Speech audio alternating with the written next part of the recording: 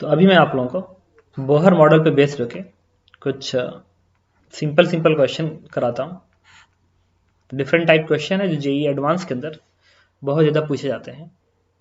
जैसे क्वेश्चन में ऐसे कहेगा कि एक इलेक्ट्रॉन है या एक पार्टिकल है, सपोज करिए एक पार्टिकल है जिसकी potential energy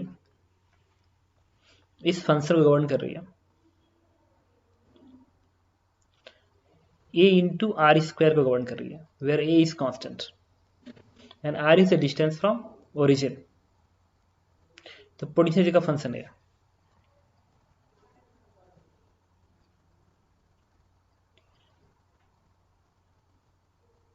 if mass of particle is small m and Bohr's quantization is valid,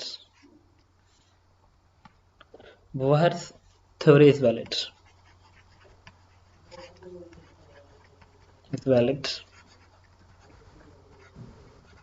then find first the radius as function of quantum number, velocity as function of quantum number, energy as function of quantum number, potential energy as function of quantum number,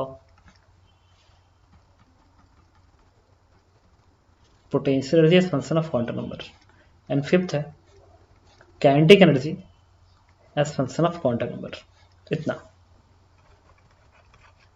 repeat कर रहा हूँ, बहुत important question है और ऐसे question ज़्यादातर पूछे जाते हैं जेईई एडवांस के एग्जाम में कि अगर एक पार्टिकल जिसकी पोटेंशियल एनर्जी इस फंक्शन गवर्न कर रही है और बोहर थ्योरी वैलिड है इस पार्टिकल पे, तो बताइए रेडियस एन के फंक्शन में क्या होगा, क्वांटम नंबर पे कैसे डिपेंड करेगा, वेलोसिटी कैसे डिपेंड करेगा, एनर्जी कैसे डिपेंड करेगा, पोटेंशियल एनर्जी और काइनेटिक एनर्जी कैसे डिपेंड करेगा। तो आप क्या करेंगे, सबसे पहले फोर्स निकालने के लिए फंक्शन को डिफरेंशिएट करेंगे। It is minus del E by del r, तो इससे क्या बनेगा माइनस 2ar बनेगा और ये जो फोर्स आएगा वही उस पार्टिकल को सर्कुलर मोशन प्रोवाइड करेगा। ठीक है, ये पार्टिकल है जिसका मास m है, ठीक है, वो सर्कुलर मोशन कर रहा है और उसमें पोटेंशियल एनर्जी इस फंक्शन को गवर्न कर रही है। अगर सेंटर से दूरी तुम चेंज कर रहे हो तो पोटेंशियल एनर्जी चेंज हो जाएगा। तो अगर बोहर थ्योरी वैलिड है तो ये सब बताइए। इसमें इलेक्ट्रोस्टैटिक फोर्स नहीं लिखोगे, क्यों? क्योंकि इस पार्टिकल का पोटेंशियल एनर्जी ये है, न कि k q1 q2 by small r है। इलेक्ट्रिशियन में क्या था k q1 q2 by small are, ये थोड़ी है, तो दूसरा है। इसका मतलब ये पार्टिकल इलेक्ट्रोस्टैटिक फोर्स के अंदर मूव नहीं कर रहा है, ये किसी और फोर्स के अंदर मूव कर रहा है जिसमें पोटेंशियल एनर्जी इस फंक्शन को गवर्न कर रही है। तो अगर ये पार्टिकल सर्कुलर मोशन कर रहा है, सर्कुलर मोशन करेगा, तो टुवर्ड द सेंटर फोर्स जो होगा उसकी जो वैल्यू होगी आर रेडियस पे, वो फोर्स की जो वैल्यू होगी वो इसको गवर्न करेगा माइनस 2ar, माइनस से बता रहा टुवर्ड द सेंटर। और सर्कुलर मोशन में अगर इसकी स्पीड भी है तो ये जो फोर्स होगा यही m we square by r provide करेगा। तो मैं क्या लिखूंगा, force 2ar is equal to m we square by r. Toward the centre net force m we square by are, तो यहाँ से भी की वैल्यू आ जाएगी this one 2a upon small m का अंडर रूट बनेगा इंटू आर आ जाएगा। आर स्क्वायर है ना, तो वी स्क्वायर आर स्क्वायर के प्रोपोर्शनल, तो वी आर के प्रोपोर्शनल आएगा, बन गया। ये तो वेलोसिटी आर पे डिपेंडेंट है। ये तो मैंने सिर्फ लिखा कि फोर्स को m we square by are के बराबर किया, लेकिन उन्होंने कहा है कि बोहर क्वांटाइजेशन वैलिड है, बोहर थ्योरी वैलिड है। तो बोहर थ्योरी का मेन हाइपोथेसिस है एंगुलर मोमेंटम का क्वांटाइज्ड होना। एंगुलर मोमेंटम क्वांटाइज्ड होगा और NH/2π के बराबर होगा। तो मुझे उस कॉन्सेप्ट का यूज करना पड़ेगा, बेसिकली मुझे उस कॉन्सेप्ट का यूज करना पड़ेगा। तो जब भी आपसे कहता है बोहर थ्योरी वैलिड है तो ध्यान रखना आपको एम वी आर बराबर NH/2π इसी का यूज करना है। ये पार्टिकल है तो angular momentum M V R आएगा, रिजिड बॉडी होती तो आई ओमेगा आता। तो मैं क्या कहूंगा, Bohr quantization law M V R बराबर NH/2π, मैं एक बार फिर रिपीट कर रहा हूँ तुम्हें, जब भी कोई क्वेश्चन में कहता है कि बोहर क्वांटाइजेशन वैलिड है, मतलब आपको इसका यूज करना है, एम बी आर बराबर एन एच अपन 2 पाई का। तो ये क्वेश्चन 1 हो गया, ये क्वेश्चन 2 हो गया। दोबारा रिपीट कर दो। सर्कुलर मोशन परफॉर्म करने के लिए जब भी कहेगा बोहर थ्योरी वैलिड है, तो पहला काम सर्कुलर मोशन परफॉर्म करने के लिए फोर्स कहां से आएगा ये पता करेंगे, उसको एमबी स्क्वायर बाई आर करेंगे। वो फोर्स इलेक्ट्रोस्टैटिक हो सकता है, वो फोर्स अगर पोटेंशियल का फंक्शन है तो उसको डिफरेंशिएट करके आएगा, और अगर वो फोर्स मैग्नेटिक फील्ड का है तो मैग्नेटिक फोर्स आएगा। समझ लो क्या कह रहा हूं? तो उससे फोर्स निकालेंगे और उसको एमबी स्क्वायर बाई आर के बराबर करेंगे। स्टेप फर्स्ट है, फ्रिक्वेंटली आस्क्ड क्वेश्चन में से एक है, ध्यान रखना। सबसे पहले फोर्स कहीं से पता करेंगे और उसको एमबी स्क्वायर बाई आर के बराबर कर देंगे, पहला ही क्वेश्चन है। उसके बाद बोहर थ्योरी वैलिड है, तो बोहर थ्योरी वैलिड है तो एक ही क्वेश्चन लिखा जाता है, and that is quantization of angular momentum. तो angular momentum N H upon 2 पाई। अब अगर पार्टिकल है तो एमबीआर आएगा, रिजिड बॉडी है तो आई ओमेगा टर्म का हेल्प लेंगे। तो मैंने क्या किया, पहले फोर्स निकाला देखो, और उसको M B square by are के बराबर कर दिया, इक्वेशन बन गया। दूसरा बोहर का क्वांटाइजेशन लगा दिया, बन गया इतना। अब ये जो भी आ रहा है ना, इस भी को उठा के मैंने इस इक्वेशन में प्लेस कर दिया, तो ये बनेगा कितना, देखो एम, और भी की जगह पे क्या लिखेंगे, अंडर 2am 2a अपन एम, और एक आर और एक और R multiply, that is R square, and this is equal to N H upon 2 pi. तो यहां से क्या आएगा, under root 2am R square is equal to N H upon 2 pi.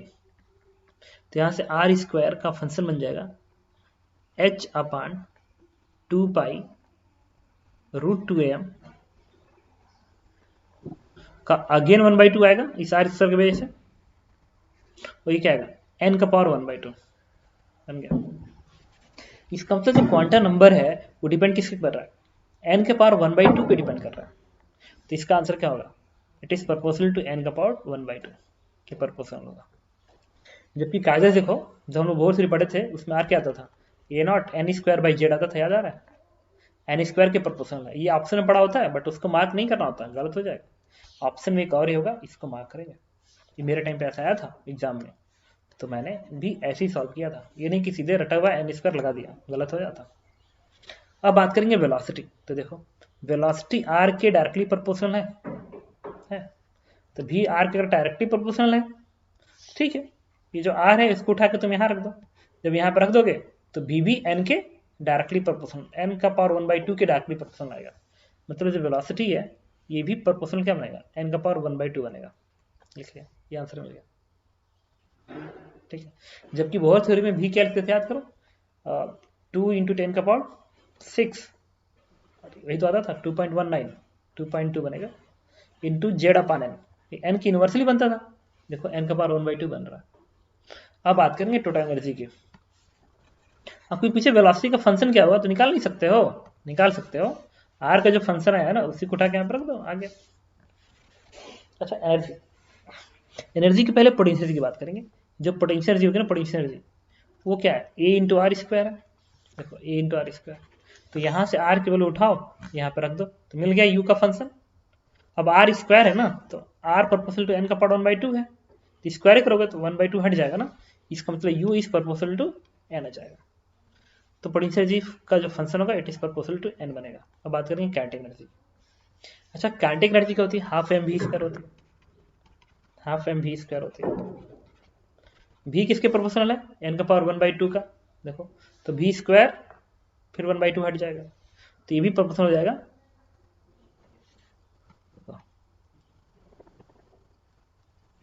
1 second, ये आएगा प्रोपोर्शनल टू एन है ना, ये भी प्रोपोर्शनल टू क्या बनेगा, एन बनेगा।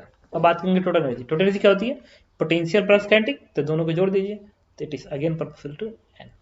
हमने सारे आंसर पता कर लिए कि एन पे कैसे डिपेंड करेगा, क्वांटम नंबर पे।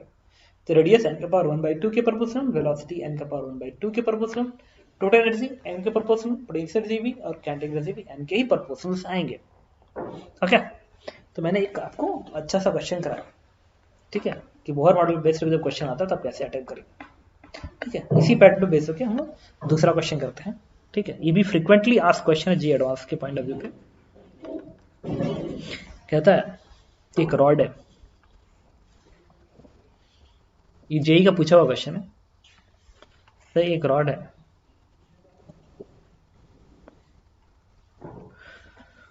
जो इस एक्सिस के अबाउट सेंटर से पास कर रही है, इसके अबाउट एंगुलर स्पीड ओमेगा से घुमा है, ठीक है। तो अपने एक्सिस के अबाउट ओमेगा से घुम रहा है ऐसे। रॉड का मास m है, लेंथ l है। कह रहा है कि if Bohr theory is valid, if Bohr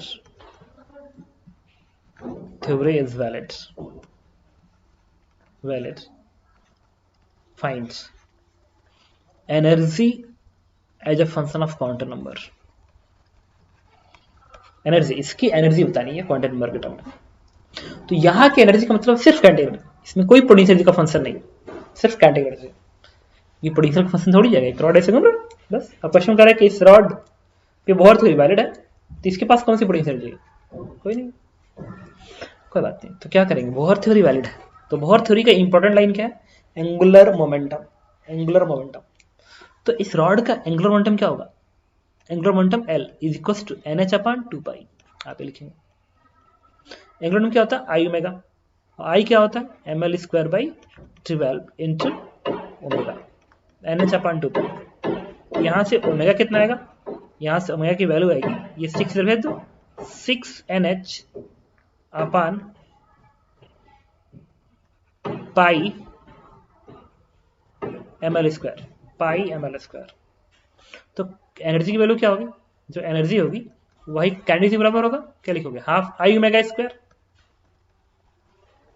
तो हाफ आई की वैल्यू क्या है? ml स्क्वायर बाई 12 है। ओमेगा का स्क्वायर कितना है? यहाँ से 36 बनेगा, n square h square divide by pi square m square into L का पावर 4 आएगा, ठीक है। कोई बात नहीं, इसको सिंप्लीफाई कर लेंगे। मुझे एनर्जी n के टर्म में चाहिए थे, तो एनर्जी n के स्क्वायर के प्रोपोर्शनल है, एंड दिस इज आंसर। अगर बोहर थ्योरी वैलिड है तो जो टोटल एनर्जी होगी वो क्वांटम नंबर के स्क्वायर के प्रोपोर्शनल होगी। ओके गुड, ऐसे क्वेश्चन हो सकते हैं। हेलो स्टूडेंट, तो हम लोग एक क्वेश्चन डिस्कस करने जा रहे हैं। इसमें करें कि इलेक्ट्रॉन है जिसका मास m है, रेडियस r पे मैग्नेटिक फील्ड B में रिवॉल्व कर रहा है। Electron of mass m is revolving in magnetic field B. If Bohr theory is valid, then find velocity quantum number dependence, radius quantum number dependence, energy quantum number dependence, potential energy quantum number dependence and kinetic energy quantum number dependence। ठीक है, तो चलिए समझते हैं। सबसे पहले जो electron है ना, इसकी वेलोसिटी ऊपर की होगी कि नीचे की होगी, समझना पड़ेगा। सर्कुलर मोशन ऐसे हो रहा है, तो magnetic force toward the centre होना चाहिए। अब मैग्नेटिक फोर्स क्या होता है? क्यू भी क्रॉस बी। मैग्नेटिक फोर्स की वैल्यू होती है क्यू भी क्रॉस बी, लेकिन ये तो इलेक्ट्रॉन है ना, तो एक माइनस साइन लग जाएगा, मतलब जो भी क्रॉस बी आएगा उसका माइनस साइन आना चाहिए। मान लो वेलोसिटी नीचे कर होता तो भी क्रॉस बी किधर आता?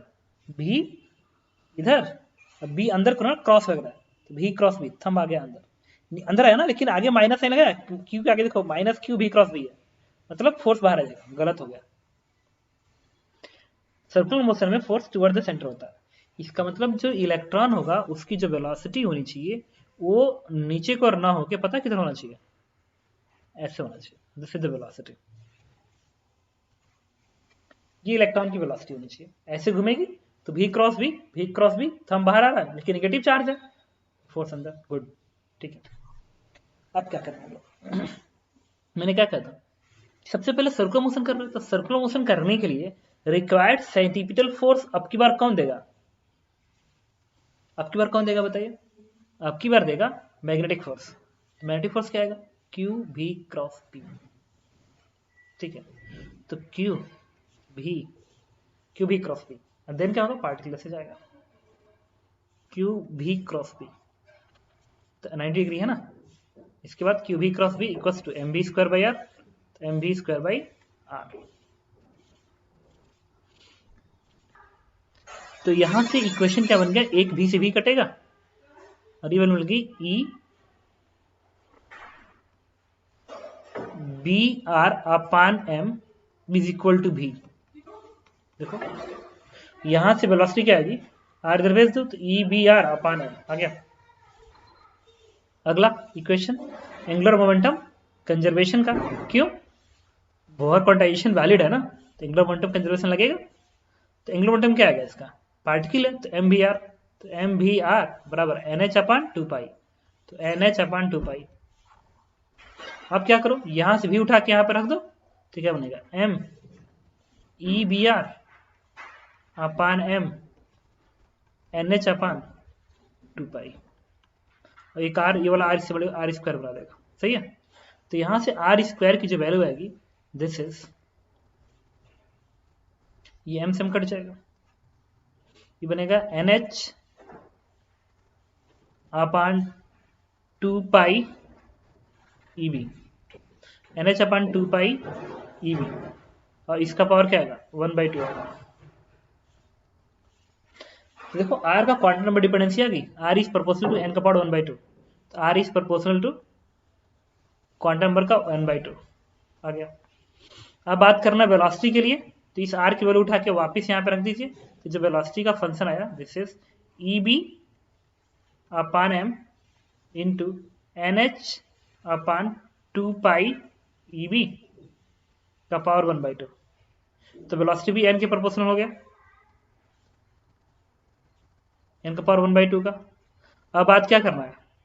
टोटल एनर्जी, इसके लिए काइनेटिक एनर्जी निकालने, फिर पोटेंशियल, फिर टोटल एनर्जी निकलेगी। तो काइनेटिक एनर्जी के लिए क्या करेंगे? हाफ एम वी स्क्वायर, तो हाफ एम, इसका स्क्वायरिंग करेंगे तो क्या बनेगा? E square B square N square H square, sorry N square H square नहीं आएगा, ये E square B square upon M square बनेगा, अपान एम स्क्वायर आएगा। देखो E square B square upon M square, तो हाफ एम के बाद E square B square upon M square, फिर ये एन एच बनेगा, N H upon 2 pi E B आएगा, क्योंकि अंडर रूट था ना, तो यहां से एम स्क्वायर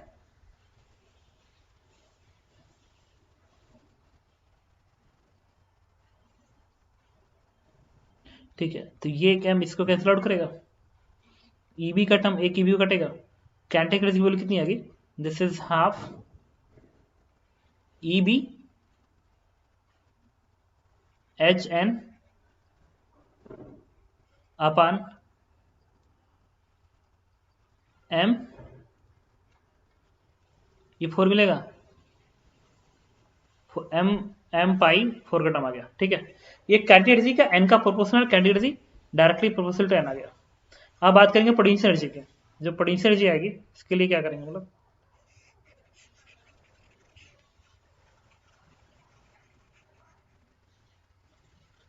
पोटेंशियल एनर्जी का फंक्शन, पोटेंशियल का फंक्शन क्या है? पोटेंशियल का फंक्शन क्या होता है? माइनस एम डॉट बी होता है, याद करो, माइनस एम डॉट बी होता है मैग्नेटिक फील्ड में। तो एम मैग्नेटिक मोमेंट आएगा, तो मैग्नेटिक मोमेंट कितना बनेगा? एन आई ए होता है, एन आई ए, याद करो N I A, magnetic moment is N I A, N I A, N number of turn है तो एक ही टर्न का आएगा, एन आई, आई होता है क्यू एफ, क्यू एफ याद करो, एन आई ए, एरिया कितना होगा? Pi R square, and magnetic field के साथ डॉट प्रोडक्ट बी। अब एंगल लिखना बाकी है, cos theta, M dot B है ना, कॉस थीटा लिखना बाकी है। अब सबसे पहले मैग्नेटिक मोमेंट का डायरेक्शन जानना होगा, एन आई ए। अच्छा, इलेक्ट्रॉन अगर ऐसे भाग रहा है, ऐसे भाग रहा है, तो करंट कैसे फ्लो करेगा? उल्टा फ्लो करेगा ना, करंट का फ्लो ऐसे होगा, इलेक्ट्रॉन के फ्लो के उल्टा करंट फ्लो करता है। अब करंट फ्लो अगर ऐसे कर रहा है, तो दाहिने हाथ के फिंगर को करंट का सेंस में लगाओ, थंब बताएगा डायरेक्शन, थंब मेरे तरफ आ रहा है ना, मेरे तरफ आ रहा है, बाहर को, मतलब मैग्नेटिक मोमेंट बाहर को है। अब मैग्नेटिक फील्ड अंदर को, देखो क्रॉस है ना, क्रॉस, मैग्नेटिक फील्ड अंदर को है, मैग्नेटिक मोमेंट बाहर, तो एंगल क्या आ गया? 180, तो यहाँ पे क्या लिखेंगे? cos 180। तो इससे वैल्यू क्या आ गई? माइनस 180 माइनस प्लस कर देगा, तो क्या बनेगा? Q F pi R square. अब मैंने क्या किया, इस चीजों को हटा दीजिए कैलकुलेशन करने के लिए।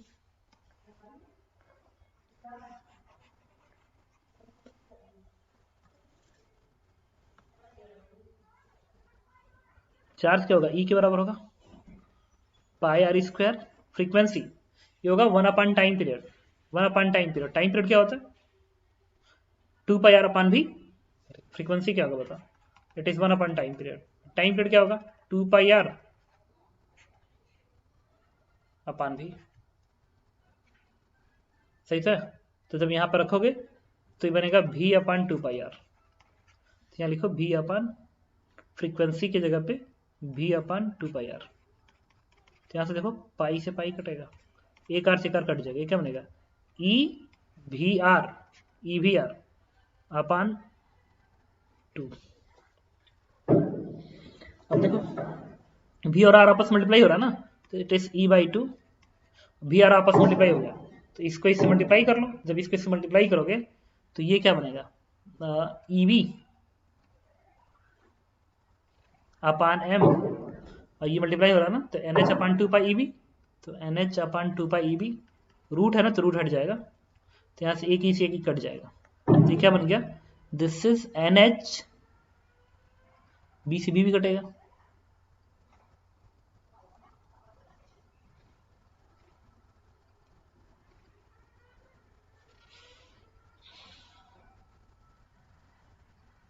फोर ये बी से बी अगर कट जाता है तो क्या बनेगा ई तो रहेगा NH अपान 4πm। अच्छा देखिए हमने एक कैलकुलेशन मिस्टेक कर लिया है, इसलिए वैल्यू इससे इक्वेट नहीं हो पा रही है। ये जो वैल्यू आई है ना आर, ये वैल्यू सही आएगी, बट ये वैल्यू में अंदर का टर्म रिवर्स हो जाएगा। देखो कैसे, यहाँ पे एम वी आर क्या था, NH अपान 2π लिखे थे, और क्यू भी बी बराबर एम वी स्क्वायर आर लिखेंगे।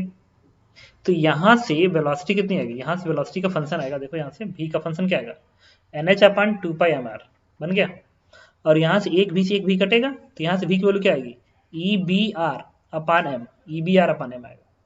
तो ये वेलोसिटी इक्वेट कर दिया, तो इससे r की वैल्यू आ गई इतनी। तो ये तो सही है, NH अपान 2πEV, देखो NH अपान 2πEV का पावर 1/2, ठीक है। लेकिन जब स्पीड निकालोगे ना तो क्या लिखोगे NH अपान 2πm, r नीचे है ना तो ये इन्वर्ट होगा ना, तो ये क्या बनेगा 2πEV अपान NH का पावर 1/2, ये बनेगा ना, तो रिवर्स हो जाएगा, ये रिवर्स हो जाएगा। तो ये इसीलिए चीजें उल्टी आई हैं, इसको सीधा कर लीजिए ऐसे 2πEV अपान NH आएगा, ठीक है। तो ये n का पावर माइनस वेलोसिटी में क्वांटम नंबर माइनस बनेगा, n का पावर माइनस हाफ बनेगा। अब देखो कैंडिडेट क्या होगी हाफ एम वी स्क्वायर। अब कैलकुलेट कर लेते हैं इसको दोबारा, तो क्या करेंगे हम लोग, देखिए candidate is half M we square, half M, इसका स्क्वायरिंग करेंगे तो क्या बनेगा E square B square upon M square, और ये क्या बनेगा 2πEV अपान NH। देखो यहां से एक m कटेगा, और ये E का Q बनेगा ना, और फिर B का Q बनेगा। तो काइनेटिक एनर्जी की जो वैल्यू बनी, यहाँ लिखो ये 2 से 2 कैंसिल आउट हो जाएगा, और n का टर्म ऊपर है नहीं, h का टर्म है नहीं, ये बनेगा E स्क्वायर EQ बनेगा ना, EQ बनेगा, EQ बना, EQ बना, यहाँ से B स्क्वायर और B, ये BQ बनेगा, EQ BQ, पाई का टर्म रहेगा तो पाई बचेगा, फिर क्या बनेगा ये एक m बचाएगा ना, तो m इंटू NH बनेगा, n नीचे आ रहा है तो n का पावर 1 अपान n बन रहा है, दिस वन, ठीक है। कैटेगरी में टर्म आएगा। अब पोटेंशियल क्या होगी दिस वन, तो v इंटू आर, यहाँ तक तो सही आएगा, ये मल्टीप्लाई करना में अब वैल्यू प्लेस करेंगे। तो देखो वैल्यू प्लेस करते हैं पोटेंशियल जी के लिए, ये सही था हाफ एम वी स्क्वायर, तो 2πEV इतना half M E square B square upon M square, ठीक है। तो एम से घटा जाता, ठीक है, मेरे यहाँ कैलकुलेट करके देख लो, इसमें कैलकुलेशन बड़ा इंपॉर्टेंट हो जाता है। ये क्या बनेगा E/2 बनेगा, वेलोसिटी और r आपस में मल्टीप्लाई होगा, ये मल्टीप्लाई होगा तो क्या बनेगा EV अपान m, और ये मल्टीप्लाई होगा तो ये तो कैंसिल होकर 1 बन गया। देखिए कैलकुलेशन में सारे के सारे मिस्टेक्स हो गए हमसे, देखो ठीक है। यहाँ पे भाई वेलोसिटी का फंक्शन क्या बना था, ये बना था ये ना, तो NH अपन 2 पाई m है ना, और फिर ये इन्वर्ट जा रहा है तो NH अपन 2 पाई, तो ये इसका इन्वर्ट जाएगा, बट यहाँ पे NH अपन 2 पाई बनेगा ना, तो यहाँ बनेगा NH अपन 2 पाई, तो बनेगा NH अपन 2 पाई। ठीक है, तो ये n का पावर 1/2 नीचे है, ये n ऊपर है, तो प्रोपोर्शनलिटी में n का पावर 1/2 ही दिखेगा, कोई ये प्लस ही दिखेगा। ठीक है, तो n का पावर 1/2 आएगा। अब हाफ एम बी स्क्वायर यहाँ लगाओगे ना, तो फिर यहाँ कैलकुलेट करो। ठीक है, देखो देखो कैलकुलेशन कितना इंपॉर्टेंट है, इसीलिए मैं दोबारा रिकॉर्डिंग किया ताकि मैं बता सकूं कि कैलकुलेशन कितना जरूरी होता है। हाफ एम बी स्क्वायर, इसकी स्क्वायरिंग करो तो बनेगा N square H square upon 4 pi square, यहाँ से आएगा ये बनेगा क्या 2 pi E B upon N H, ये बनेगा। ये 2 से 2 कटेगा तो कैटेगरी की वैल्यू कितनी आ जाएगी, और एक एन से एक एन कट जाएगा, और ये जो पाई है इस पाई को कट कर लेगा, तो क्या बनेगा एन, एक एच को कट करेगा तो बनेगा N H E B M. देखना N H E B M, calculation check करते रहना। और ये क्या रहा है 4 पाई आ गया। ये कैटेगरी का फंक्शन है जो कि मैंने कैलकुलेशन में मिस्टेक कर दी थी, तो कैटेगरी का जो फंक्शन बना ये एन के प्रोपोर्शनल आएगा, इसलिए कहा जाता है कि जब भी कैलकुलेशन करो एकदम ध्यान से करो। अब पोटेंशियल की बात करेंगे, तो पोटेंशियल में यहाँ तक तो ठीक है, देखो ये बी है ना, तो बी यहाँ पे दिखाऊंगा। ठीक है, तो ये टर्म यहाँ तक सही आएगा, बी यहाँ तक सही आएगा, इधर गलत कर दिया मैंने कैलकुलेशन दोबारा, तो इसको दोबारा हम लोग सही कैलकुलेशन करेंगे। ठीक है, तो तुम लोग एक बार चेक कर लेना सारे कैलकुलेशन को। तो क्या बनेगा ई बी अपान 2, अब वेलोसिटी आर मल्टीप्लाई होगा, जब इसको इससे मल्टीप्लाई करोगे तो ये वाला टर्म इससे कैंसिल आउट हो जाएगा, नहीं क्योंकि इन्वर्ट है कैंसिल आउट हो जाएगा, एन एच अपान 2 पाई बचेगा, तो this is N H upon 2 pi. तो वैल्यू क्या बन गया, it is E B N H upon 4 pi. देखो डायमेंशन से हमारा ई बी एन एच, देखो ई बी एन एच, फिर गलत कैलकुलेशन हो गया।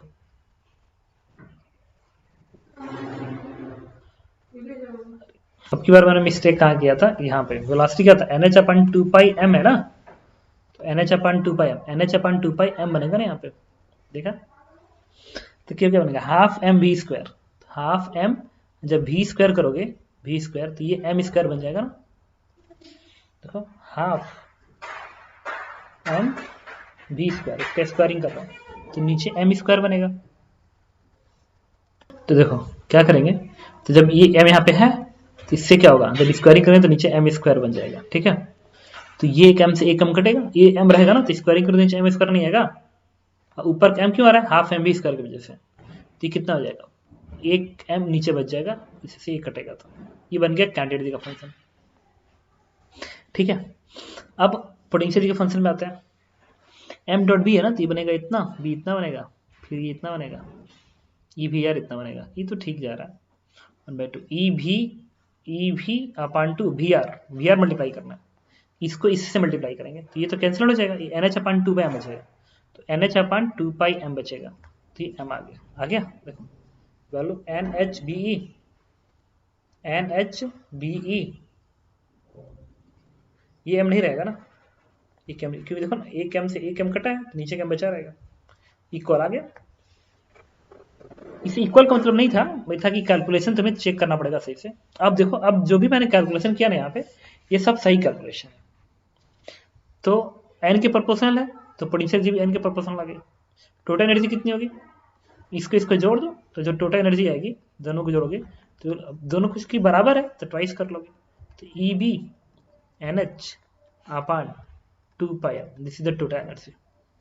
एन पे कैसे डिपेंड कर रहा है, तो प्रोपोर्शनल टू एन आ रहा है। तो समझ में आ रहा है तुमको मैंने क्या किया। तो ऐसे क्वेश्चन तुम्हारे सामने पूछेंगे कि बहुत थ्योरी वैलिड है, ठीक है, तो बताइए, और ये कैलकुलेशन सही है पूरा कैलकुलेशन, तो इसको आप दोबारा कॉपी कर सकते हो अगर कुछ तुमने लिख लिया हो जो कि एरर उसमें हो कैलकुलेशन में, तो वही आप तो देख ही रहे मैंने कैसे सॉल्व किया है। क्या करेंगे, टुवर्ड द सेंटर फोर्स निकालेंगे, M B square by are के बराबर करेंगे, फिर एंगुलर मोमेंटम क्वांटाइजेशन लगाएंगे, ठीक है, उससे आर भी निकालेंगे, फिर कैटेगरी निकालेंगे, फिर पोटेंशियल से निकालेंगे, एम डॉट बी के सहायता से, फिर total energy potential plus capping जोड़ देंगे, आंसर आ जाएगा। ओके चलिए।